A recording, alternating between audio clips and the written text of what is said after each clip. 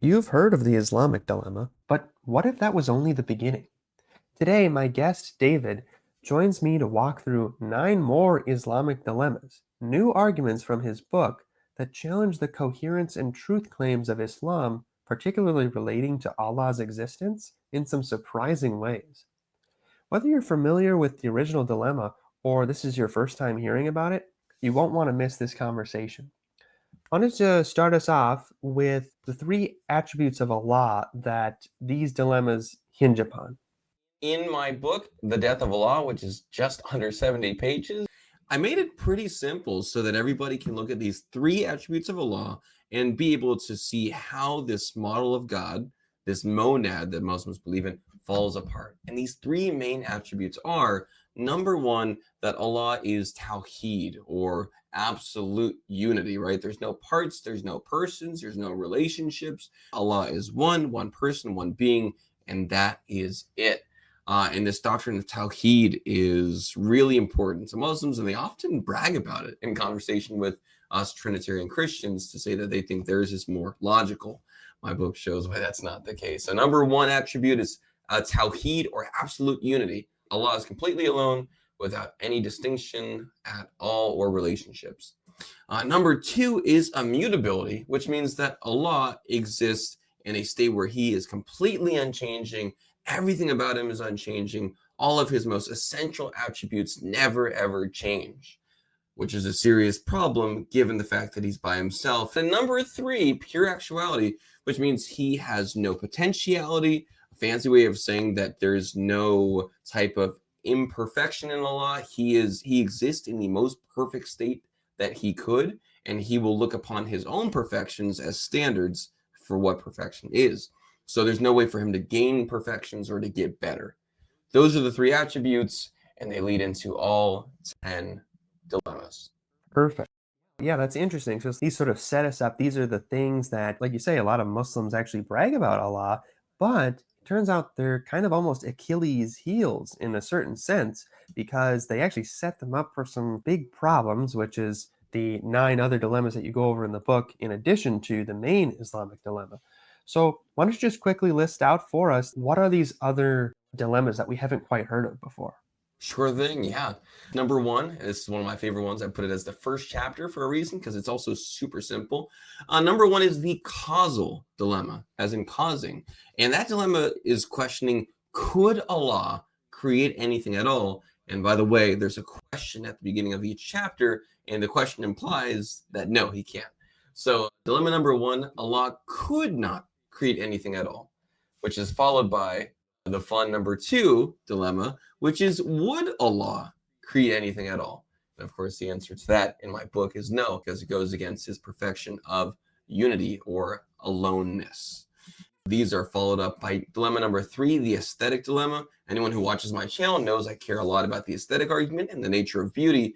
This is the aesthetic dilemma. Would Allah make this universe? Does this universe seem like it was made by a God who cares more about unity, aloneness, being one, or does it seem like a God who cares more about plurality and multiplicity and relationships?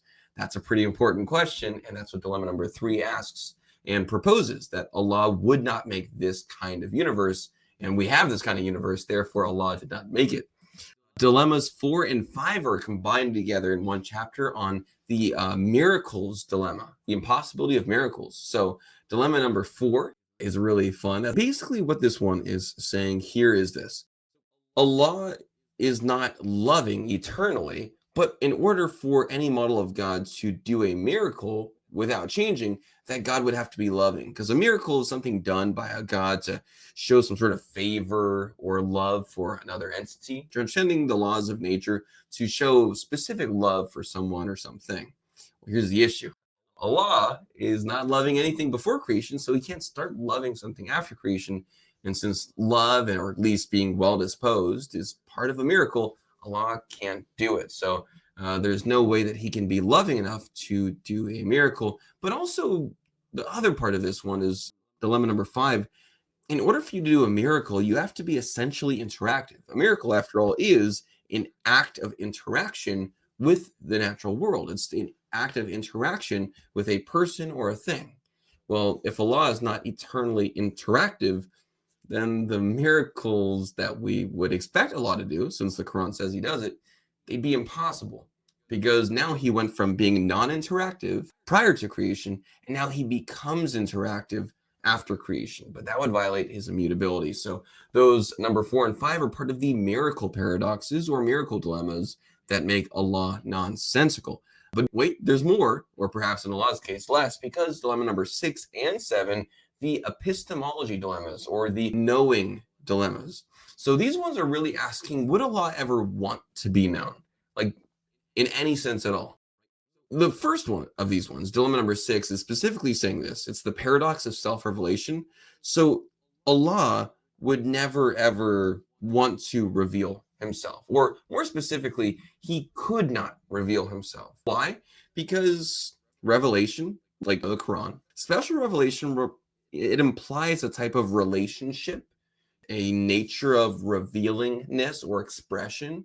Well, here's the thing. Before creation, Allah is not expressing himself. He's not revealing himself.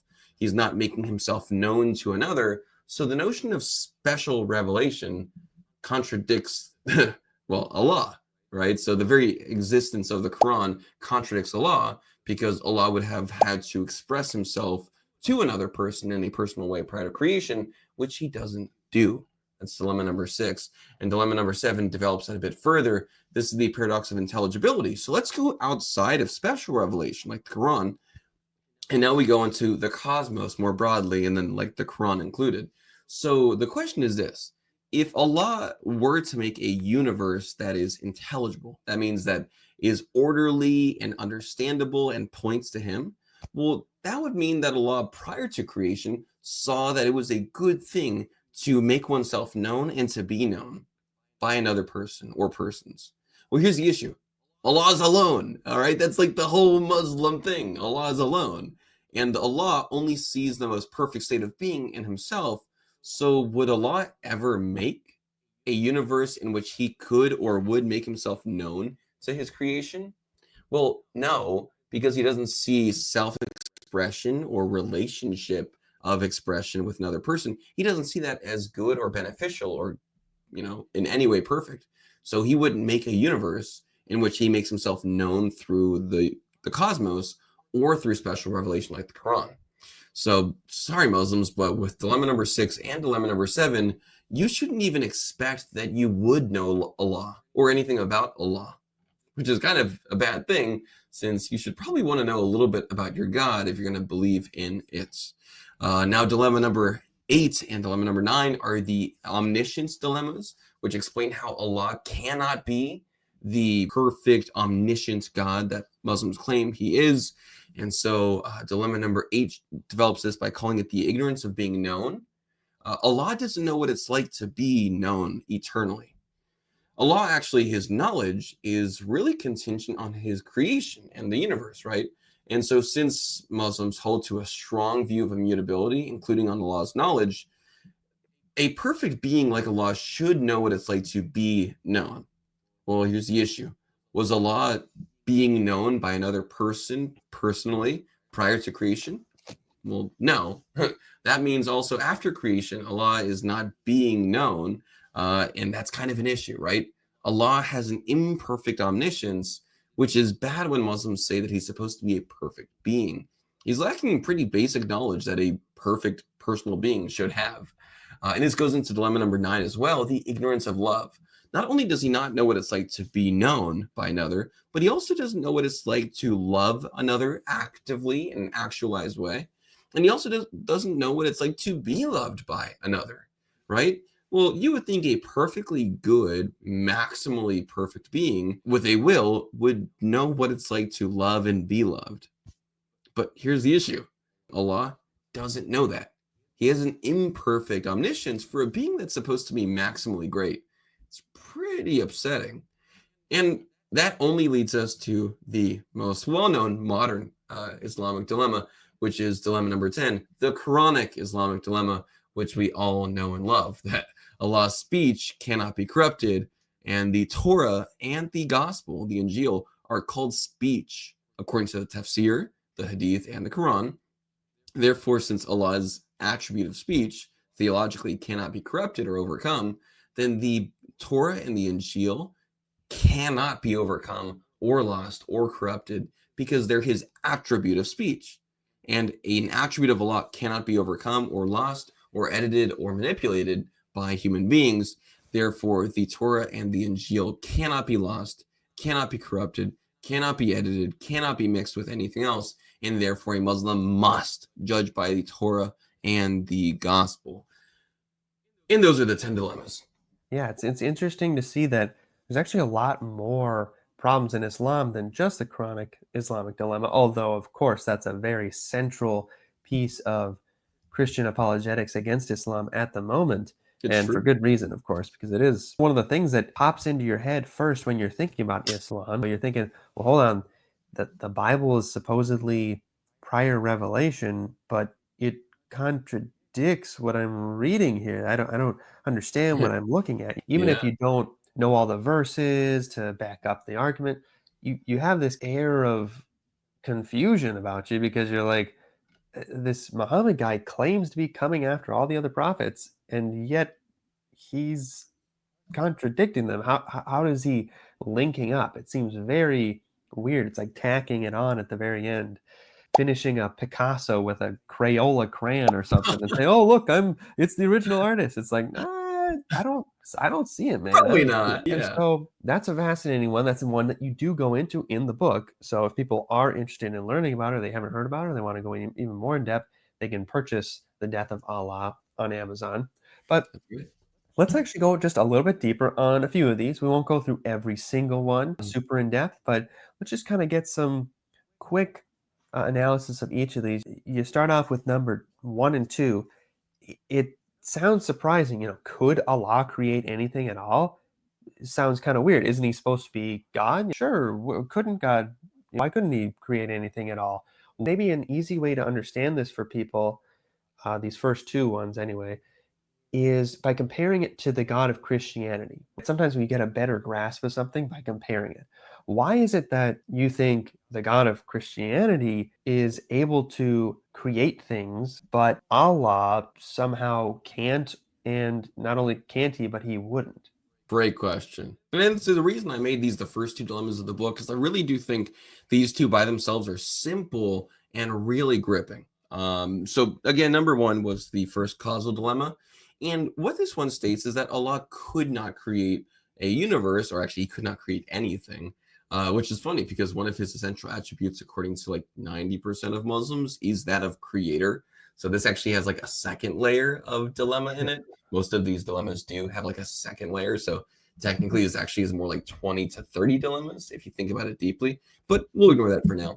And the first dilemma, the causal dilemma, when I say and argue that Allah could not create a universe, this is because Allah is inactive and non causing prior to creation, right? So, what I mean to say is there's no causal activity, there's no causation at all prior to creation. Now, there's two types of causes. There's eternal causes and there's temporal causes. Eternal causes, there's lots of different versions of it. You can have external eternal causes where you're eternally causing a universe outside of yourself, or you could have internal eternal causes where like the Father eternally begets the Son, right? This is all within the divine nature. So there's no creation, there's just causation. So the Father Sure. eternally begets the Son, the Father and Son eternally spirate the Holy Spirit. The Holy Spirit eternally proceeds out of the Father and the Son, unless of course it's Eastern Orthodox, but same idea is that there's this eternal causation, not creation, but causing. So Yeah. the Christian would say, all right, well, yeah, my God is active. My God is living. My God, prior to creation, has always been active and causing, right? There's these causal relationships. So Yeah. when there's a creation, he doesn't go from non causing to causing. He goes from causing to causing. He's always been causal. Right. Now he just caused the creation. Yeah, he's basically an expert at causing because he's been doing it for all eternity, right? Exactly. Would it be fair to say the idea of God in Christianity, obviously you can't make a perfect comparison to God, but the idea would be he's almost like a light bulb that's always on. He's always generating light. Yes. And so making something new, that's nothing new to him exactly. Exactly, right? He's in this constant state of being active. And therefore, it doesn't violate the Christian idea of essential immutability because he's always essentially the same kind of being with these same kind of principles and properties. He's Sure. active and causal. In Yeah. Islam, on the other hand, Allah is not causing anything prior to creation. He's not related personally to anything prior to creation. So for Allah, in order for him to create a universe, he would actually have to have an essential change to his being. He'd have to go from an inactive, non causing agent, and then in creation, he would have to become an active causing agent. But Sure. do you remember what doctrine or what attribute that might violate? The creator one? Well, creator for sure. There's no doubt about that. So that's part of the second or the third level dilemma there. There's also, out of the three original ones, it violates his immutability because now he Oh, just changed. But I thought that we said that he can't change, but he did because he just went from an essential change from non-causing to causing, from inactive fascinating. to active. Basically, what you're saying is in Islam, the only thing next to Allah is the crickets and the tumbleweeds. There's nothing there, right? Yeah. He's just alone. Does this have any relation to Aquinas's five ways where he talks about the purely actual actualizer? Is that something that only applies to the Trinity and the Christian conception, but that you're basically saying doesn't apply to Allah, or am I off on that? No, that's actually pretty on point. One of the five ways of Aquinas. This actually is an attack on specifically classical theism in Islam, which is about 90 to 95% of Muslim theology. There's like 5% of Muslims who have a different theological view of Allah, but those people are usually called kafirs or heretics, and they're called to be killed by most Muslims. The vast majority hold to classical Islamic theism, which takes the ideas of Aristotle, or as we would see with Thomas Aquinas, right? Like that view of God. But the issue is that the Muslim view of Allah cannot fit into the view of classical theism because he's by himself, right? The Christian God, now, whether you take the classical theism view of God in Christianity or maybe some of the like more analytical views, no matter what, the Trinity gives you a lot of ability to understand the universe around you and the fact that a universe exists or a creation exists.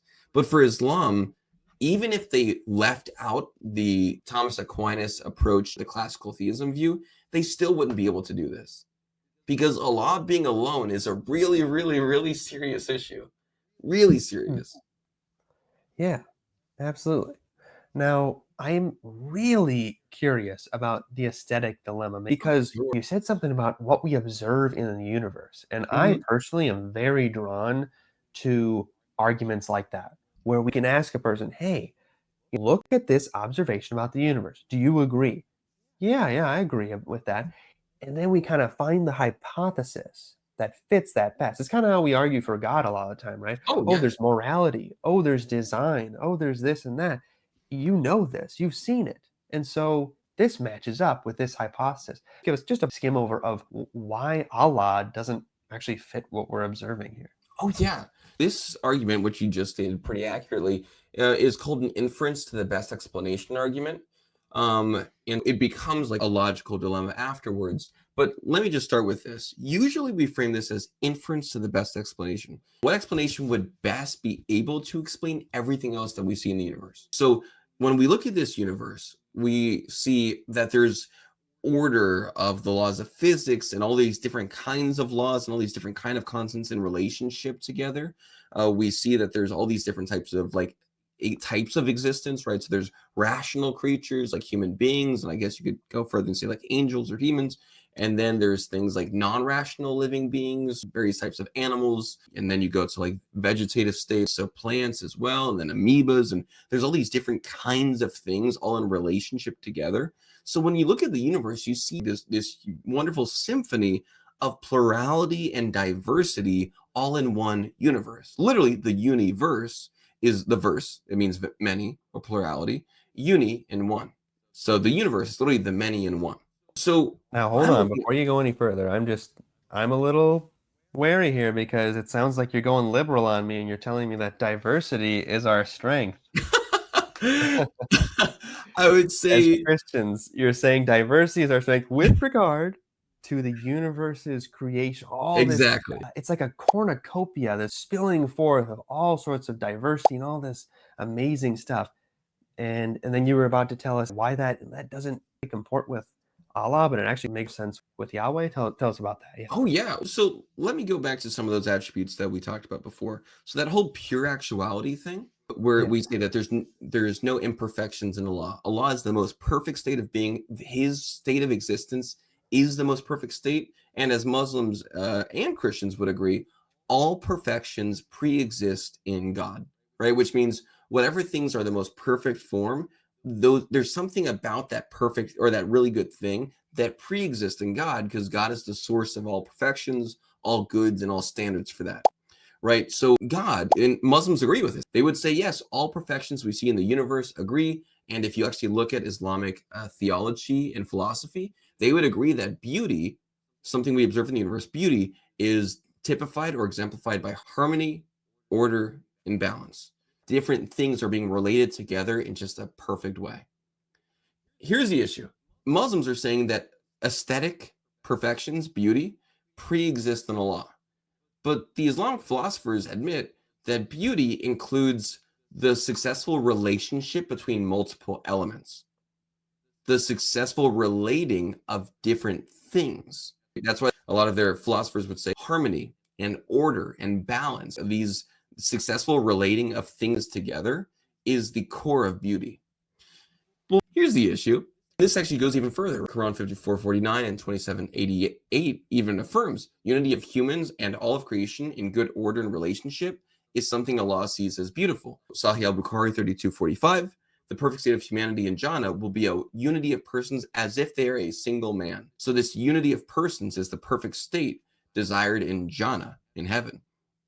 So if you think about that, then there's a question we could ask to simplify all this down. Allah, when he's making a universe, looks at himself, and after he looks at himself and all these things that he knows about himself, would Allah choose to make a universe with plurality, diversity, unity of persons, lots of relationships? Would he make a universe with multiplicity?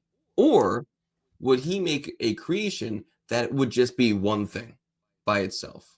Based on what he is and the fact that he's supposed to be perfect, it Mhm. sounds like he would want something so simple it's basically just like a rock or something, right? Yes, And exactly. this actually reminds me of another argument I hear about Islam and about Allah, and it actually relates to the Trinity. I've heard David Wood give this.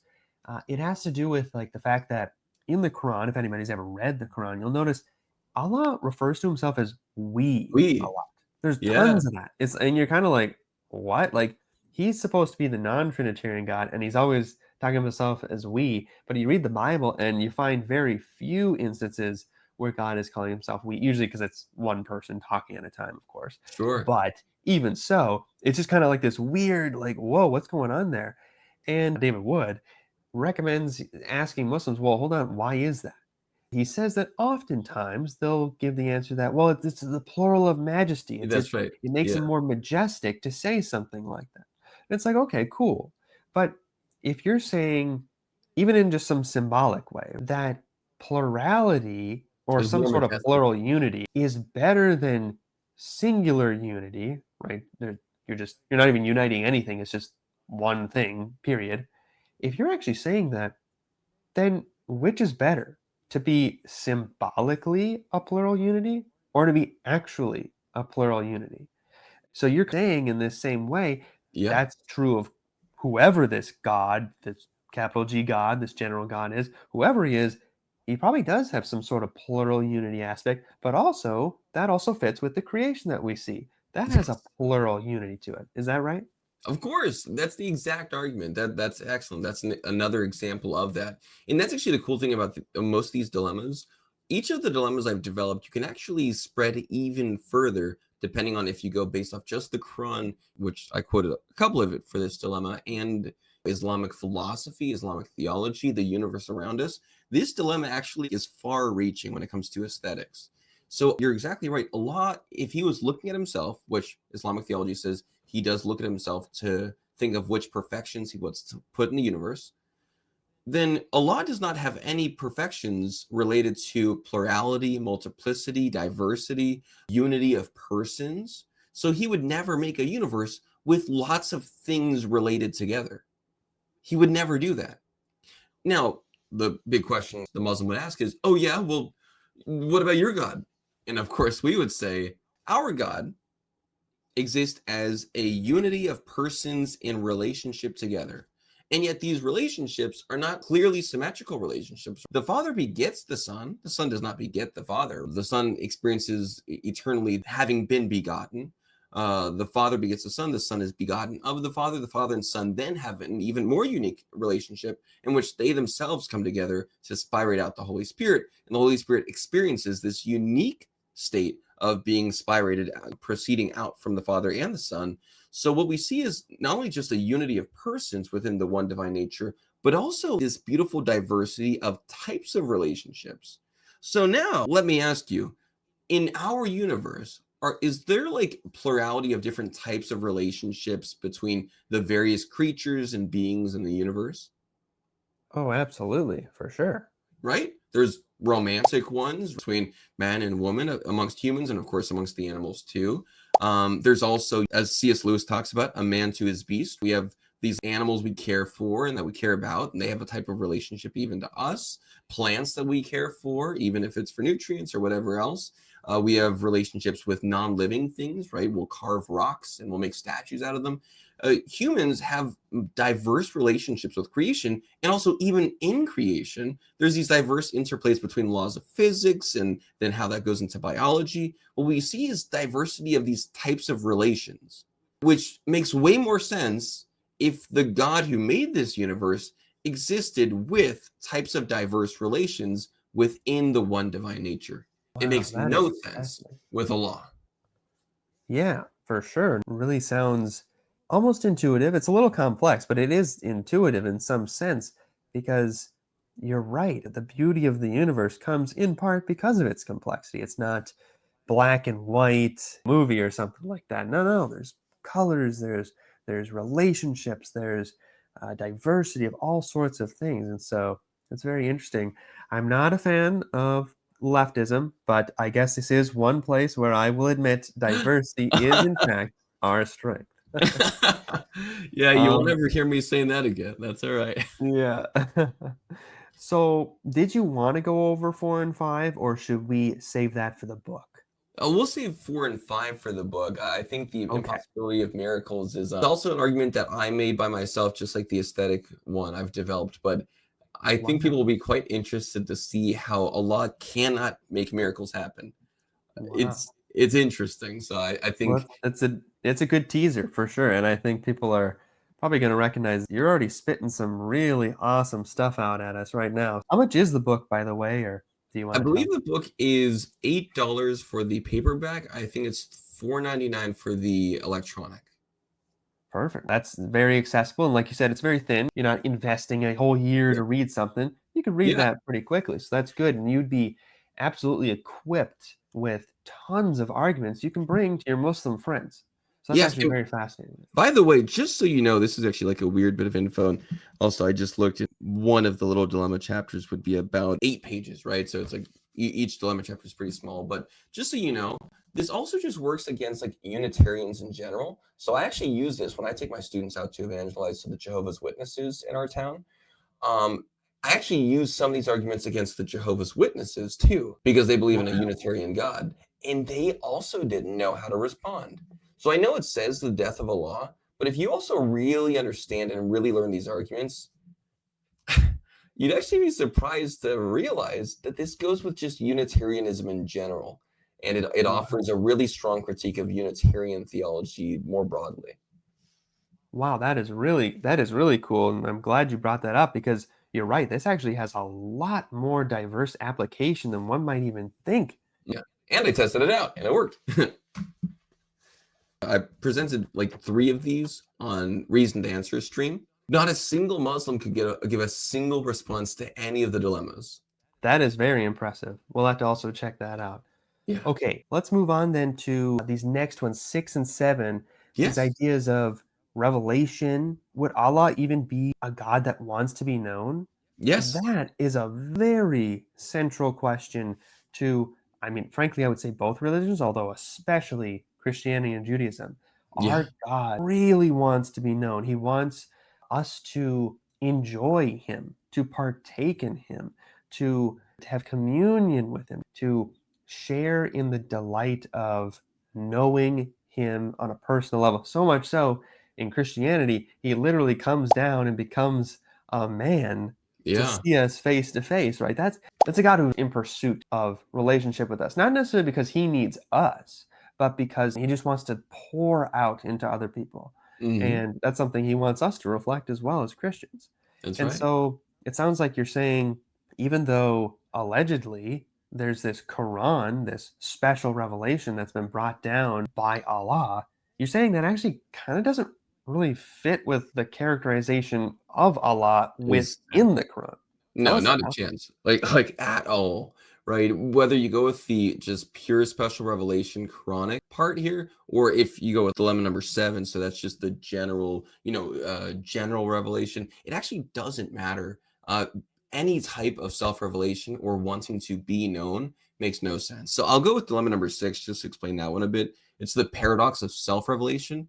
So for a being who is absolutely one without relations, right? Remember, Tawhid, no relationships, no relations, no persons.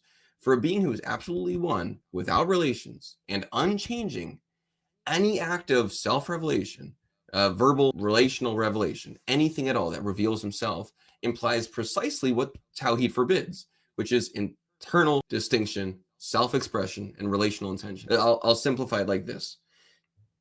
If Allah is alone by himself prior to creation, then it seems to follow quite logically that he would not see self revelation or direct communication about himself as a valuable, good, or desirable thing. If Allah is most perfect when he's by himself, then he would never ever have any desire to reveal himself to anyone or anything. Not only would he not have a desire, but he would actually see it as a bad thing. He actually would hate anything Yeah, that is self-expressing to another because there's it no would be a other for defect. Allah to express himself to prior to creation. Yeah, it would be kind of like a defect in a sense. And Yes. that kind of comes back to a little bit of what we were talking about earlier with the Trinity. To Yahweh, if he is in fact a Trinity, as Christians understand him to be, Mhm. then that makes a lot more sense. Yes. Like, of course he wants to be known. He's been doing that since forever. And And again, there's like an inference to the best explanation part of it where it's like Allah, it just doesn't make sense. But even worse, it actually a logical issue for Islam.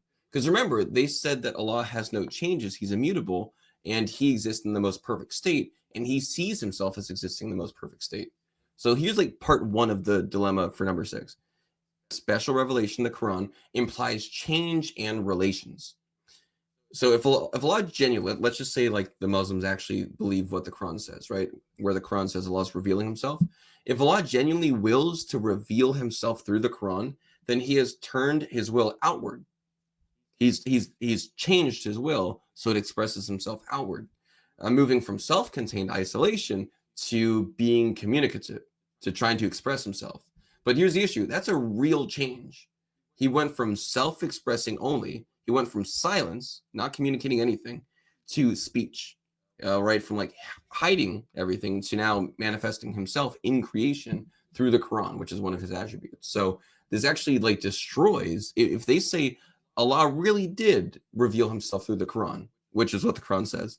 If Allah really did reveal himself through the Quran, that actually is a change to his essential being because now he went from non-relational and non-expressive to relational and expressive, which is a change, and which Islamic theology doesn't allow. Now, a Muslim could go with the second part of this and say, all right, well, he actually doesn't reveal himself through the Quran. So, what would be the issue if a Muslim now says, no, no, no, Allah cannot truly reveal himself, so he doesn't? The Quran is not actually the speech of Allah. firstly, they're just denying their own theology, Yeah, of course. right? They're denying their theology and they're also denying everything that the Quran claims. They're denying that it's divinely inspired, that it's a divine attribute of Allah. They're denying everything. So if they say he really did reveal himself and he desired to reveal himself through the Quran, well, that implies a change in his essential nature, which they're not allowed to say.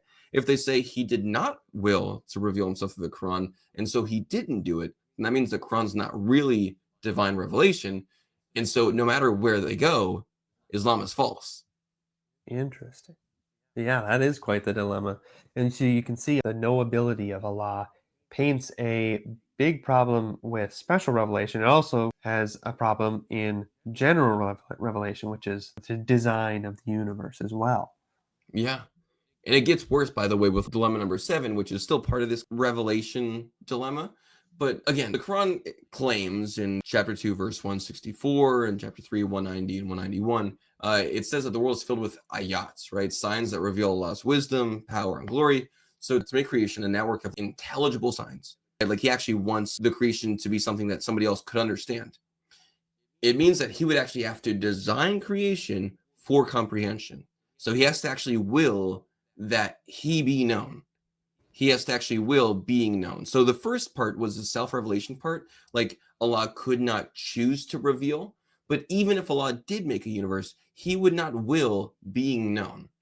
He would not make a universe that would make him known to people. Again, why? Because if Allah willed being known by another, then that means that Allah actually sees it as a good thing to be known by another person. But again, brother, prior to creation, was Allah being known by another person? Not Allah. Exactly, right? Allah could not have been known by another person because he's alone, right? So Right. why on earth would he will being known by another person? So I'll show Right. it like these two horns of the dilemma again. The horn number one, problem number one, intelligibility, right? If he actually made a universe that is intelligible, that actually does point to him, well, that implies that he had an intention to try and relate with people. So if Allah wills that his creation and his Quran can be understood, then he must see being known by others as a good thing. Allah sees that it's a good thing to be known by others. Here's the issue. This requires Allah to adopt a desire he never eternally possessed. Since prior to creation, there was no other to know him. There's no other persons. So the Quran's very intelligibility and the universe's intelligibility implies a divine change in Allah, because now it means that he went from not desiring being known prior to the creation of the universe to now wanting to be known, actually seeing it as a good thing to be known by others, which is a violation of his perfection, pure actuality, and his immutability, his unchangingness. Basically, what we can do to remember this one is to say that you should never invite Allah to a party because he's the ultimate introvert and will not want to be known by anyone. Of course, Allah doesn't want to. He's going to be in the corner. It's like that meme where the guy's in the corner at the party and he's like, they don't know that I'm Allah, right? And everybody's just dancing. Yeah, So that's Allah. He can't have a change in his desires. So if he saw isolation as perfect prior to creation, he can't suddenly be like, oh, but now I think it's a good thing to be known by others. It's like, sure. when did that happen? You're supposed to be unchanging. Now, of course, Yeah, the the Muslim concept. could say they could try to get around it by saying Allah does not value being known by others. When the Quran says that he's made signs to reveal his wisdom, power, and glory, that's just wrong. Like Allah actually doesn't really want to be known by others. He doesn't value being known. And when he made the creation, he did not make it possible for people to know about him. Or maybe that the sign is only to himself, but that would also be weird because what is he notifying himself of, right? Exactly. Right. Like it's Yeah. not for humans. It's just for himself. And only he can understand it because it's based off his intelligibility. Right. Sure. So if that's the case, then the Muslim would have to say, oh, yeah, well, the Quran and the universe, they're not actually designed in such a way that we would be able to know Allah, because Allah doesn't see it as a good thing for other persons to know him.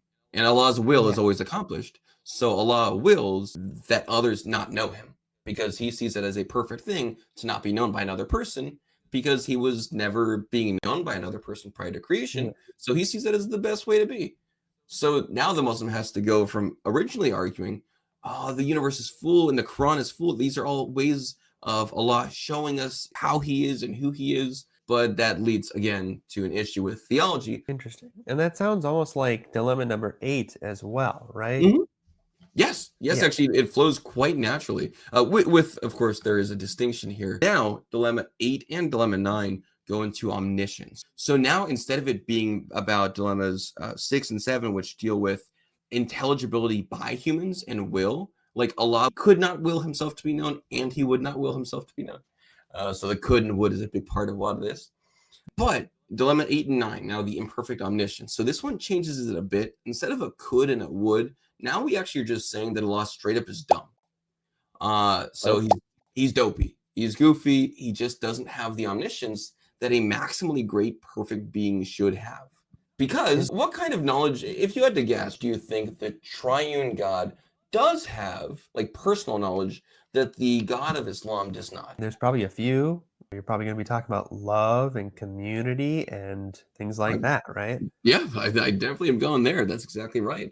You would think a personal being who is the maximally great source of all perfections, especially one who made a universe full of humans who have friendships and love and community and families, right? You think a God who made a universe like that with all of these things that he himself calls good in the Quran and the Hadiths, you would think a God like that would actually have knowledge about community, a loving unity of persons, Yeah, being personal rightly intimacy. related. You would think a God like that would have that kind of knowledge prior to creation, which is why he would make a universe like it.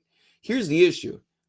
Allah does not actually know what it's like to be known by another person prior to creation. Why?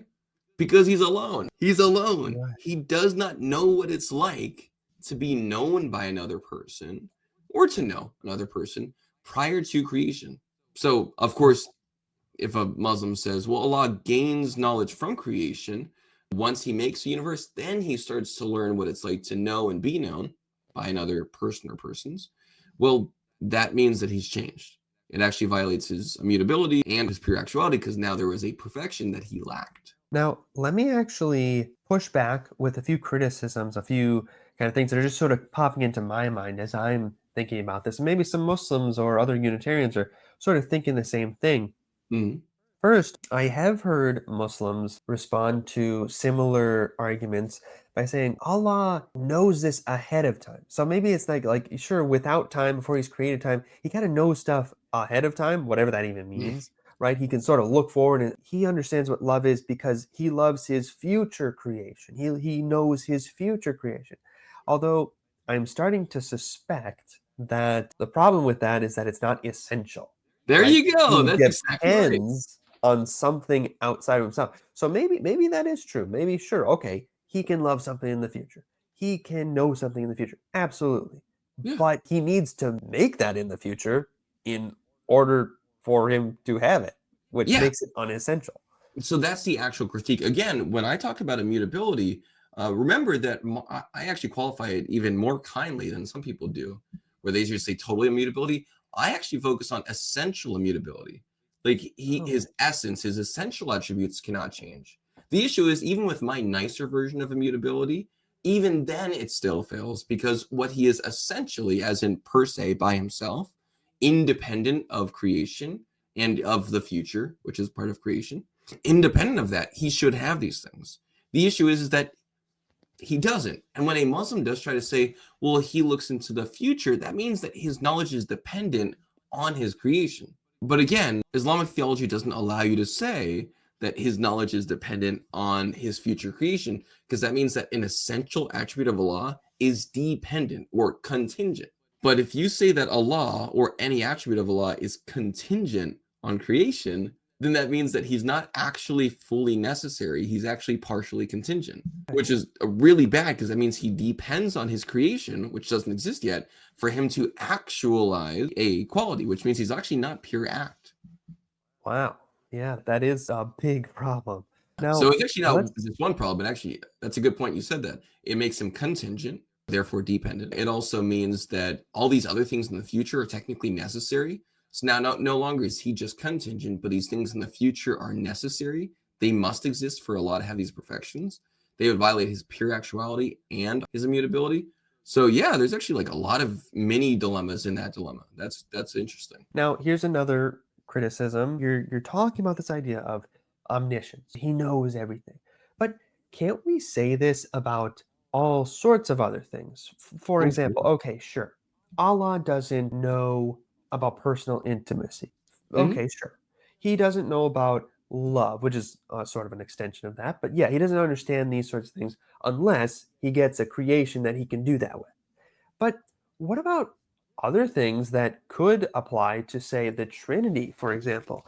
Things like Yahweh doesn't know what it's like to peel a banana until he's Mm, created the banana to peel, right? Now, that's something that, unless he creates it, he doesn't know how to do it. What would you say to that? I mean, I have some idea of how I might respond to that, but what do you think about that? Does that make him not omniscient? Does that make him dependent upon banana peeling? What is it? that's What does it mean? That's awesome. Well, so it's probably helpful to know that with Dilemma 8 and also Dilemma 9, which is a little bit different, the ignorance of being known, I am specifically talking about experiential knowledge. Right. So something that's pretty important here, and I think it's a great question, and I think I would expect that for any readers that are going through it, is that when we talk about the kind of omniscience being discussed here, is also like omniscience by type. So omniscience by type, I'm talking not just about factual knowledge, like what's the number that comes after one or something, but instead also including a more comprehensive scope of types of knowledge. So beyond just factual knowledge, also experiential knowledge. And so we would expect God, a perfect personal being, to have experiential types of knowledge too, like those experiences that are essential to a perfect being. So I could say, all right, technically this is qualified more on experiential knowledge, and Allah lacks experiential knowledge that should be existing in a personal, perfect being. While instead of Allah, Yahweh actually has experiential knowledge that is essential to a perfect personal being, right? So while Allah lacks that, Yahweh would actually know these things that are proper to a perfect personal being. Now, of course, when we talk about omniscience, and that would be enough to answer the question. But I do think it's valuable to affirm on a separate point, Christians actually have a lot more freedom in trying to define omniscience compared to the Islamic classical theism model. 90 to 95% of Muslims hold to this classical Islamic theism model, in which instead of just talking about types of knowledge, now they're talking about like Allah knows everything except for like experiential knowledge. But Christians actually are able to say, all right, omniscience means knowing all things. Well, prior to a creation, there's no thing in creation to know, right? There's no future to know because the future doesn't exist because time doesn't exist, right? So that's a thing. And so you could have like a dynamic omniscience model, kind of like what you see with Idol Killer on YouTube, where you could say God knows all things as they are. Or you could have the classical Thomistic model, which says, actually, God knows all things as they are and as they will be because he has an eternal knowledge of all things, right? All of these perfections pre-exist in God. Or you could have the Christian view that R.T. Mullins does, where time actually flows outside of God. It's an attribute of God, just like mercy or goodness, or actually, I guess time actually is equated to kind of goodness, in the same way that God eternally sources goodness and power. God also eternally sources time, so it's an attribute of God. Then you could say, oh, well, since time eternally flows out of God, then it's not like God is dependent on the creation of time for him to have temporal knowledge, because time flows out of God forever, right? As an attribute like goodness, mercy, or power. So we could just say that God always has temporal knowledge because time is an eternal attribute of Yahweh, right? So there's actually a lot of ways that Christians could approach that one to deal not just with experiential knowledge that Yahweh could have, the Father with the Son, Father and Son with the Holy Spirit, but also even in time. We could take the idea that it's eternally sourced from him, and therefore he has experiential knowledge and all temporal knowledge too. So Christians have a lot more resources because of the Trinity that allows for experiential knowledge and various models of time in relation to the divine persons than what a Muslim model would allow. Interesting. It's definitely a little high level, but basically, it sounds like you're saying that when we're talking about time, yes, he would know all true propositions. He could know in the future, I will create bananas, and that's what banana peeling is like, etc. But then also, at least when it comes to his state without creation present, which we think of as before, but that's kind of weird because there's no time yet necessarily. You kind of are talking about just the fact that okay, he just has experiential knowledge, period, and that's what matters. Do I have that right? Yeah, 'Cause- yeah, because that's the main focus here is like the types of knowledge that a personal perfect being should have. Now, of course, Thomas Aquinas would say even then, besides the experiential knowledge that Yahweh has that Allah does not, which means again, our model just has like a more comprehensive scope of knowledge. This is more clearly like true omniscience, because a personal being should have personal knowledge, right? It doesn't really make sense for a personal being to lack personal relational knowledge. So they call Allah a person, right? A being, one person. He's a monad, but he lacks Right. personal knowledge, like experiential knowledge. So something that should be essential to a personal, perfect being, Allah lacks, while something that should be essential to a perfect personal being, relationality and personal relational experience, Yahweh has. And so one just fills the model of omniscience better than the other. Interesting. Interesting. Okay. Now, did you want to touch on just a little bit more on the affective knowledge dilemma, this idea of what does Allah know about love? Because this one I've heard actually before as an ancient argument for the Trinity. This is actually ancient, this idea of love within the persons of the Trinity is something that Allah can't have. Like love doesn't really make any sense because sure you could have self-love, fair enough. I can love myself, and that's true, I can. But that's sort of a defective form of love. If you ask a Muslim, which is better? Do you think it's better for someone to only love themselves or to love themselves and others? Like, does that sound like a better form of love to love another person? They'd all say, yeah, I mean, you'd want to be someone who loves another person. That's a better form of love. It's a richer form of love. It's Yeah. a more perfected form of love. But then, of course, Allah doesn't have anyone to love if he's a Unitarian. Yeah. It's actually even more dangerous and difficult for Islam because not only is there this lack of knowledge, but also this lack of knowledge means that creation is impossible yet again. And I'll explain how in a little bit. But you're exactly right. Allah loves those who do good. That's Quran chapter 3, verse 134. And Allah loves the righteous, Quran 9, verse 7, right? So he loves goodness, he loves righteousness, according to the Quran. Yet again, classical Islamic theology, so their classical theism, it insists that Allah is eternally self-sufficient, immutably one, immutably alone. He's all by himself forever, and unchanging in all respects. This causes an irreconcilable paradox regarding Allah's knowledge and experience of love. So let's break this dilemma down into like its two horns again. Horn one is if Allah gains experiential knowledge of love, if Allah genuinely loves human beings, as the Quran says, then his love must involve some sort of relational knowledge of what it's like to love another person. But here's the issue. If the Quran is right, he actually loves the righteous, he loves those who do good, then that means he actually has some relational knowledge of what it's like to love another. But before creation, Allah loved no one, for there was no one to love. There was no other person to love. Therefore, when creation began, Allah gained a new form of knowledge, the experiential awareness of loving another being. And so that's an issue because a perfect personal being should have had personal experiential knowledge of something like goodness or the most perfect form of goodness, love, prior to creation. So Allah cannot really be said to love those who do good if he wasn't loving those who do good in an actualized sense prior to creation. So either Allah gains experiential knowledge of love prior to creation, but that violates his immutability after creation. Or you go to the other side and say, well, Allah does not know what it's like to love. Like a Muslim just bites the bullet and says, okay, whatever, sure. If we say Allah went from non-loving to loving, that would be a change in his character. So we're just going to say he didn't go from non-loving to loving. Most classical theist Islamic scholars would say, no, he doesn't change. Allah is not essentially loving, which is why most of those attribute lists you see of Allah in Islamic scholarship never call Allah loving or love, Wow. which is a pretty serious issue.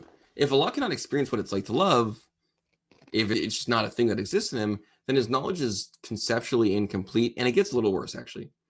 He can know propositions about love, but not the experience of love itself, which is bad because love by its nature is relational and experiential. Like to know love without loving or having any experience of love is kind of a contradiction in terms. But then here's how it relates to creation. To love is to will the good of another. That's what love means. Muslims would agree historically, philosophically with that. Christians agree. Well, here's the issue. If Allah does not have the eternal experience of love, then can Allah go from not willing the good of another and now start willing the good of another? Not unless he creates something, but again, that makes him Dependent. dependent upon creation. Exactly, which Muslims would deny.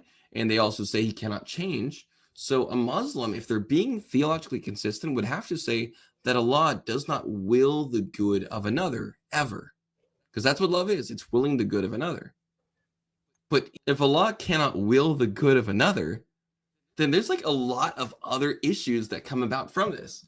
If we have to say that Allah can never ever will the good of another, then there's only two other options, but three options. He only wills the bad of another, he wills randomly, like chaotically, or he doesn't will at all. Because again, he can't will the good of another. So his only options are to will only the bad of another, will only what's worse for people, which I actually would agree, technically. Or he just wills totally chaotically. There's no sense to it. He wills because he wills, not because it's good, not because it's bad. He just wills because he wills, right? So it's just chaotic. He has no reason. He's illogical. He's unreasonable. Or he never wills at all. So if we say that he never wills at all, then that means he could not will a creation. That's a pretty big part of Islamic theology. So he could not will a creation. He could not will the prophets. He could not will the Qurans being recited through Jibril to Muhammad. He could not will Muhammad as a prophet. He could not will anything. So we can't say that. That destroys Islam. Now what we have left is willing the bad of all things or willing chaos.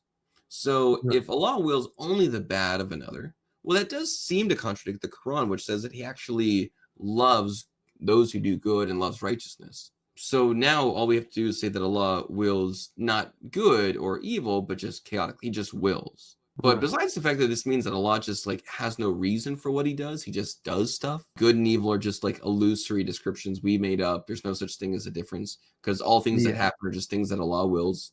He's like a weird ethereal fate machine. So he just like wills because he wills. Well, then, besides the fact that it kind of makes everything meaningless and all distinctions pointless because everything is just the will of Allah, it's like puppets on a string. This also means that there's no way to distinguish between morality.